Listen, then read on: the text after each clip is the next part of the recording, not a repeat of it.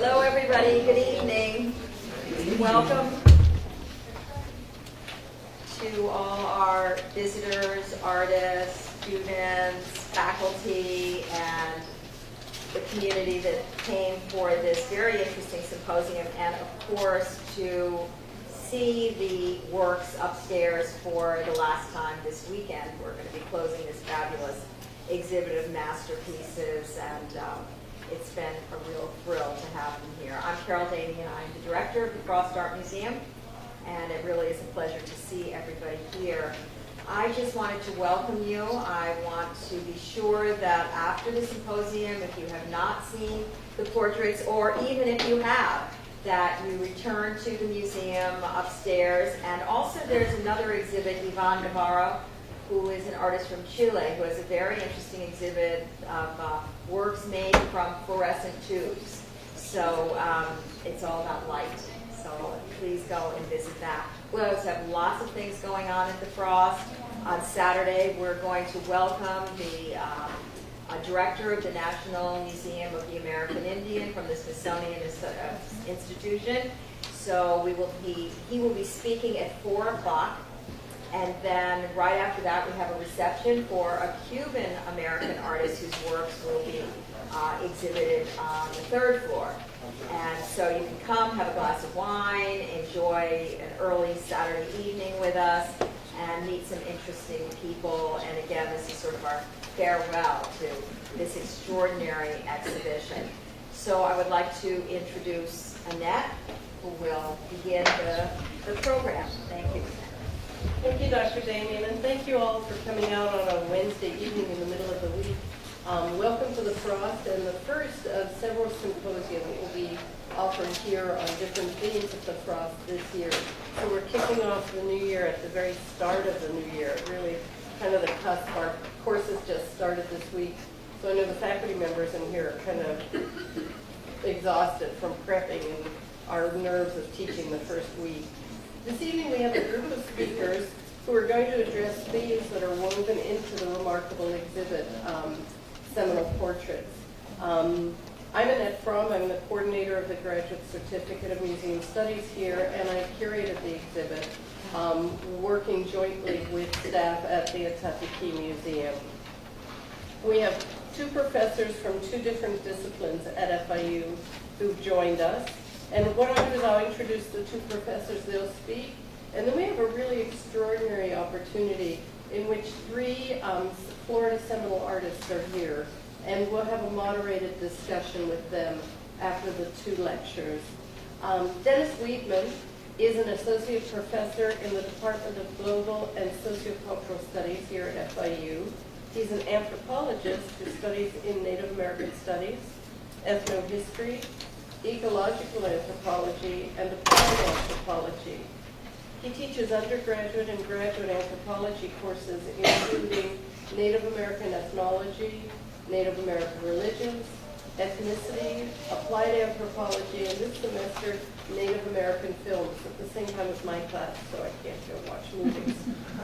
He's published widely on these topics. He'll be speaking about the genesis and growth of the fine art movement of Native Americans here in the 20th and 21st centuries, and the place of Seminole artists. Alpesh Patel is also with us. He's an assistant professor of contemporary art and theory in the School of Art and Art History. He brings to the discussion approaches to viewing portraits as they represent the identity of the sitters, as the exhibit is an exhibit of portraits. Much of his work as an art historian has addressed issues of identity in visual arts. He's published and spoken widely on this topic. And as I said, we'll close with a discussion with the 3 artists who've joined us also. So please join me to welcome Dennis Weidman.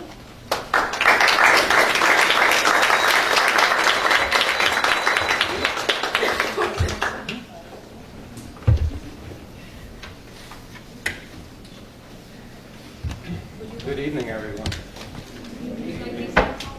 I think that's okay. Lights in the back bothering anyone back there? See clearly? I find it an honor to be here with you tonight. This is a subject that I've been involved with for many decades, and it's an honor to be here and speak with our Native representatives here too. So to be here on your lawn, to be presenting this is an honor for me. And so I'm going to be speaking on Native American portraits, identity, and visual sovereignty. And Annette asked me to talk on this subject. She said, well, don't necessarily talk about the portraits that are on exhibit, but talk about Native American art portraits and the development of Native American art. So this is a grand view of Native American art. Put the perspective of the exhibit in the context, cultural context. And so my purpose is to illustrate the great time depth and historical continuity of Native art in North America from 4,000 years ago to the present. I'm going to emphasize portraits of Indians by Indians. We're going to show you some drawings, paintings, and sculptures, and highlight notable Native artists and their cultural context. I'll discuss the importance of visual sovereignty in upholding Native American identity. Sovereignty is a major issue among tribal peoples today in empowering them self-governance, control over their own properties and resources and membership. And here I'm going to talk about visual sovereignty in the sense of control of their own production of their own visual media in presenting their own images and stories to the public. And so having the power to create media for multiple audiences while defining and refining their own cultural values, symbols, and identity. So this is, let me introduce you to Snapping Turtle. This is a Snapping Turtle by Kevin Red Star. Kevin Red Star is a leading artist. He's been working for decades now, and he's a very mature, well-known artist from Crow Agency, Crow Tribe of Montana. And this is actually the winning portrait painting, overall painting, of the winner of the President's Choice Williams Award at Gilcrease American Art Exhibition and Sale in Tulsa this year. Gilcrease Museum is one of the premier museums in Tulsa, Oklahoma, in all the world, on Western art and Native American art. So Kevin Red Star is honored this year being a premier winner. And so I thought I'd show that to you because this is the latest portraiture that's being presented to the public by an indigenous Native artist today. And so let's look at this a little bit more closely. My talk is to identify and to share with you how artists, Native artists produce art in empowered with visual sovereignty and what kind of elements. Is that my sound? Or? If there was anything on there. That's not my sound. It's coming from upstairs. Okay. I am trying to illustrate to you how Native artists produce art given expressing tribal beliefs and symbolism. So here we have a painting, a portrait of snapping turtles and the Plains Indians, notable for horseback hunting buffalo. The Crow are a representative tribe in Montana, representing that group. And so Kevin Red Star produces images that are very tribally specific. And so a Crow, looking at that painting, would identify it in a very specific way. And so there's cultural elements represented. And one would be, there were buffalo hunters years ago. They have buffalo herds today. But buffalo headdress, buffalo hair, and then the horns, and eagle feathers. And another thing that is very important to the Crow is the sun. For years, decades, thousands of years, they practiced the ceremony, the dance, the religion, their life, their cosmology, based around the sun dance. They are practitioners of the sun dance even today. And so that is a kind of an element, a cultural element that we see in portraits, paintings and sculptures by Native peoples, representing very specific nuances. So if you're a non-Indian and you don't know the cultural context, you see it as an art piece, but it's really interpreting a symbol, a set of beliefs, and also a whole narrative and story about them. It's another form of storytelling. And it produces individual identities in that individuals who are Crow identify with the paintings, and it carries on a cultural message and shares with the children, and so it becomes identified as an identity of the culture of the Crow. Kevin Red Star has been doing this a number of years. His paintings are classic. There's some that portray pure Crow identity.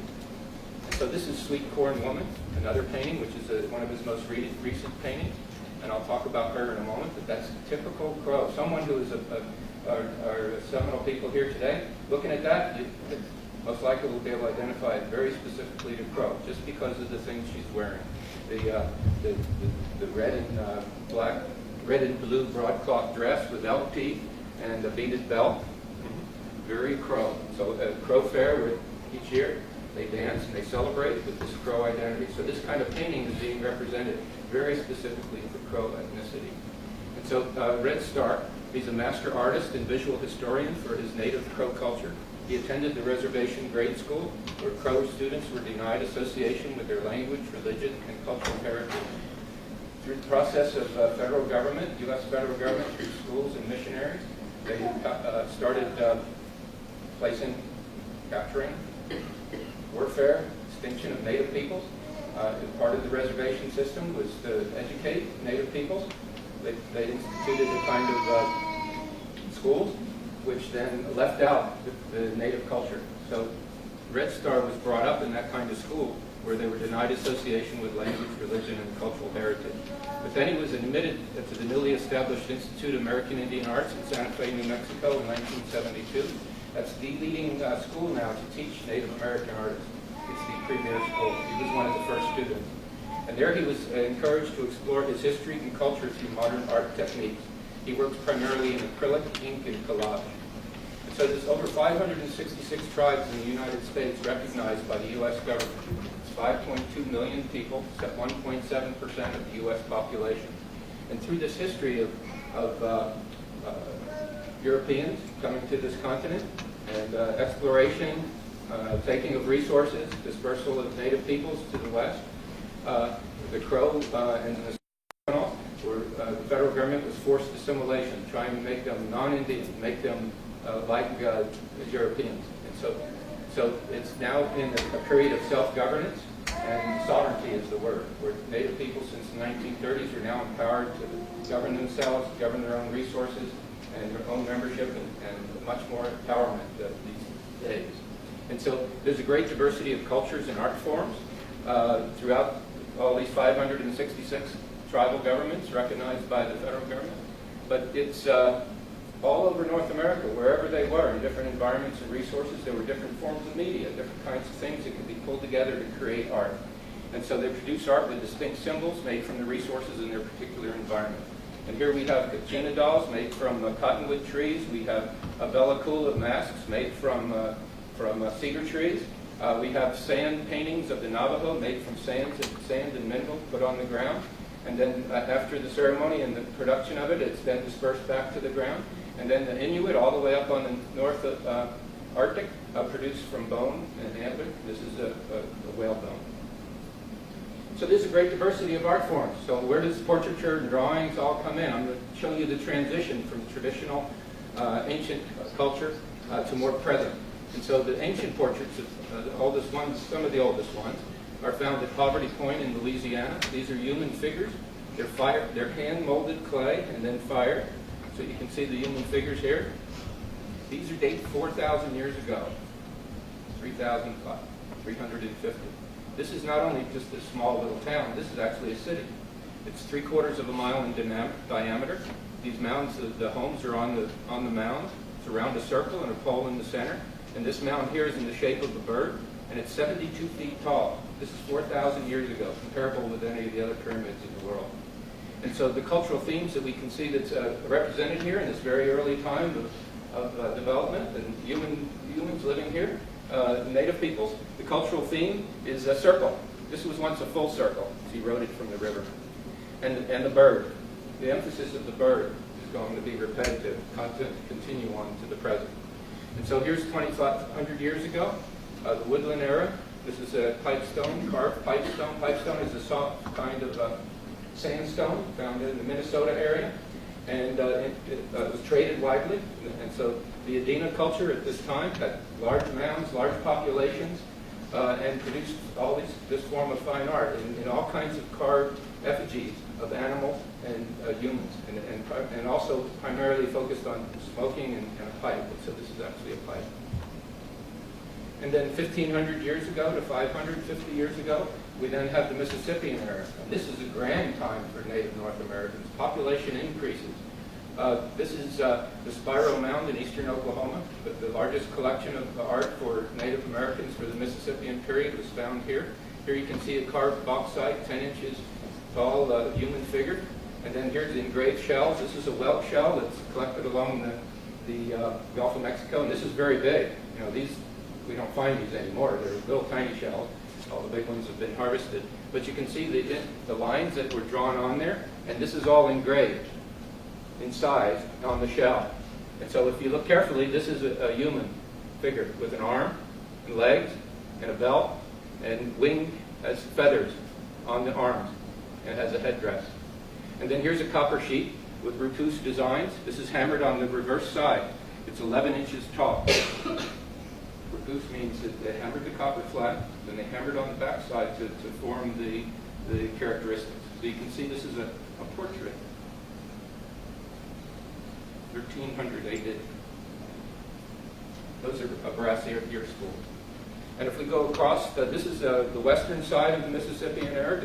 This is a grand area, region, all of the southeast, extending all the way up into the Great Lakes. The Mississippian period, grand mounds, and this form of art with those kind of characters were actually dispersed. Some of them even come down into Florida. Crystal River is one of the major sites here in Florida, and it's debatable, but some people even say that it was a Mississippian mound that was down in Key Largo. So you can see that we have this grand region of sharing of ideas and cultural ideas. And so moving to the eastern side of the Mississippian era, over in Okmulgee, Georgia, is Etowah, very near Atlanta. This is 800 to 650 years ago. And this is one of those whelk shells also, but instead of being on the outside, it's on the inside. And the whelk is so large that this is about 10 inches tall. But once again, you can see the human figure with the feathers and the headdress. So this is a carved, engraved shell gorget. And so as the Europeans settled on the eastern coast, and through warfare and extermination and disease, populations were just decreased and disrupted. A lot of people were forced west in Oklahoma and other places. But during that time, we actually find a fluorescence of culture on the plains. The plains really wasn't well inhabited during the pre-European times. There were foot people, pedestrians. But then we get the horse reintroduced by the Spanish. So once the horse was introduced, all the peoples who lived around the plains, bands, clans, would move out on the plains to hunt the buffalo. So the Crow is that story. The Crow were actually, they're probably even related back to Hopewellian people, agriculturalists, but they moved out onto the plains. And so they brought those cultural traditions with them. But that's a very mobile society. All the things that they had that could break very easily, the pottery, things like that, things that were heavy they didn't carry with them. It's their clothing, it's their tents, it's their shields made out of buffalo, which they then transform their art to. And so this is a shield with a human figure. They painted on teepees. And so what I'm going to talk about here is because of this transition of pictorial art on the plains is so clear and related to this topic of portrait. So I'm going to show you a transition from this Kiowa buffalo painting all the way up into the present now. All right. And so this is a pictorial annual calendar of the Kiowa depicting 1833 to 1892, painted on buffalo hide. This is a communal effort. It wasn't done by any one individual. It was done by a group. And each year they painted another image on there in order to identify what the year was. It was a way for them to remember and to remember their stories and translate back to the current people what things were happening in the past. So every year is represented by a figure related to a story or a narrative. And so once the Kiowa, the Plains Indians were forced on the reservations in Oklahoma, many of the Kiowa resisted that, and some of them died because they just didn't want to do that. But there was about 28 of them which resisted that once they were on the reservation, and the U.S. government put them in jail. They put them in jail in St. Augustine, Florida, in Fort Marion, and so in Fort Marion, they then gave them ledgers and pencils. So they transferred painting on buffalo hides just to a different medium, to paper. And so that's this transition over to more modern art form. And so they came back, shared that with other members, and so this is the next generation. Silverhorn is the most famous artist on the plains. Thousands and thousands of representations on teepees, shields, ledger books are associated with him. This is colored pencil. And so, and this is in the Chicago Field Museum. I actually took this picture. You can see it's a book. This is a book. And this happens to be, I published on this years ago. Early Kiowa Peyote Ritual and Symbolisms, the 1891 drawing books of Silverhorn, was published in the American Indian Art Magazine, which is the leading publication for Native American art. I published that with Candace Green, who's now a curator at the Smithsonian Institution. But if we look at this article I wrote, we're studying the Native American church and peyotism. This is the leader of a peyote ceremony. He's sitting on the ground next to the altar. He has an eagle fan, a rattle, and a staff, and he's dressed, in very detailed clothing. And so that kind of a drawing is representing the details of the individual. You don't see many great details out behind him. It's just the individual details. And then the next generation of artists in the 1920s and 30s are known as the Kiowa Six artists. They're prominent in the development of contemporary Indian painting in the early Oklahoma School of Work. These are their names: Spencer Assad, James Kia, Jack Hokia, Steve Mokope, Lois Smokey, and Monroe Soki. This is a watercolor applied with stencils by Stephen Mokope. He is actually the grandnephew of Silverhorn, direct kin relationship in the artistic tradition. All of these people studied at the University of Oklahoma in the late 1920s. Professor Oscar Jacobson promoted their work through international exhibitions in Europe and a limited edition portfolio. Jacobson made Native American art internationally famous, notable, and collectible. That then produced more people wanting to buy Native American art. And so even here with Stephen Mokope's painting in 1921, you can see not too much concern with the background, focusing on the portrait and the detailed cultural emphasis on the outfits. And each one of these items is very, very specific Kiowa. Even the little silverware pendants that are hanging from the hair is Kiowa silverware. So a Kiowa will definitely just look at that and know it's very tribally identifiable. And so another Saya Spencer, this is one of his paintings. I thought I'd give you a big picture so you could see a little more detail. And so this is Saya. This is a self-portrait, 1929. So this is a watercolor applied with stencils. And so you can see that they focus on activities and stories and portraits of individuals, not necessarily named individuals, but representative individuals. And once again, we have dance. It's a great performance and art form for Native people. The Kiowa, Comanche, and Apache of the Southern Plains are notable for starting the intertribal powwows. And the fancy dance, feather dance, shawl dance, all that we see of contemporary Indian culture for Pan-Indian. If you go to Seminole Tribal Fair, you can see usually representatives there from this. And so you can see once again that the feathers on the arm, there's a bustle in the back, bells. This is intertribal powwow outfit. And so in the 1950s to the 80s, one of the more famous Native artists is Woody Crumbo, Potawatomi from Oklahoma. This is a picture of him in his drawing studio. As a teenager, he attended Chilocco Indian boarding school in western Oklahoma. And so a boarding school is where they take the children out from their family, from wherever they may be, and put them into school for 9 months out of the year. So this is part of the assimilation process, try to take the Indian out of the Indian. And so he experienced that. But at that time, he became friends with the Kiowa artists. And so he works in oil, egg tempera, watercolor, sculpture, stained glass, and silk screen. And so here we have his portrait of Black Owl, the Cheyenne.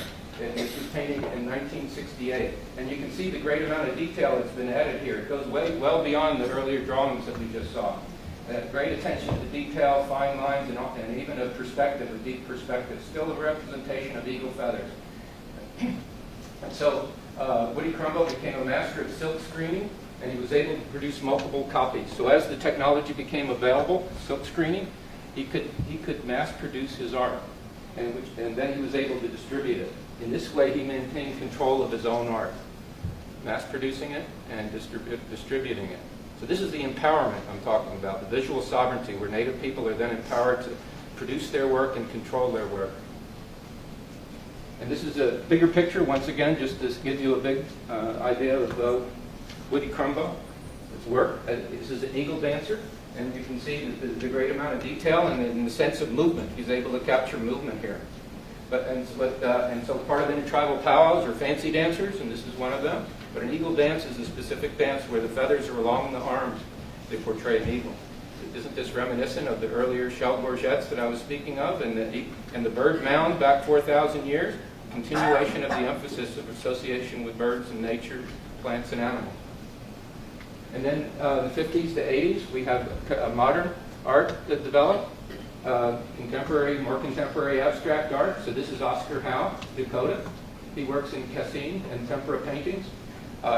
One of his paintings are on display in the exhibit upstairs. A very small portrait of a Seminole man. He's most noted for this kind of art. And so that just, anybody have difficulty understanding what the art is? Let's look at a little detail. Here's his chin, facing up with his nose. Here's his arm. He has a stick and a wand, possibly ribbons on his arm, on the wand. Here's the eagle feathers. Here's the legs and the feet. And so instead of focusing on the detailed cultural details of the art, the beadwork, the leather work, he's actually focusing on the movements and the points at which the dancer is moving around. So it's a sense of portraying that vitality and that movement in this form of dance, the victory dance. And then in the 70s and 90s, we have R.C. Dorman. He's born on the Navajo Reservation in Arizona. He's one of the Southwest's best-known late 20th century artists. His signature works are oil pastel drawings of women. Some call him the Picasso of Indian artists. He's the leading artist in the early 1970s with the emergence of the New Indian art movement. So here you can see his art in pastel, not concerned with cultural detail of clothing, but the actual form, the human form. But it's still a native form with the image of the woman. And here's one of his, another piece. So here he's captured the essence of a woman, but it's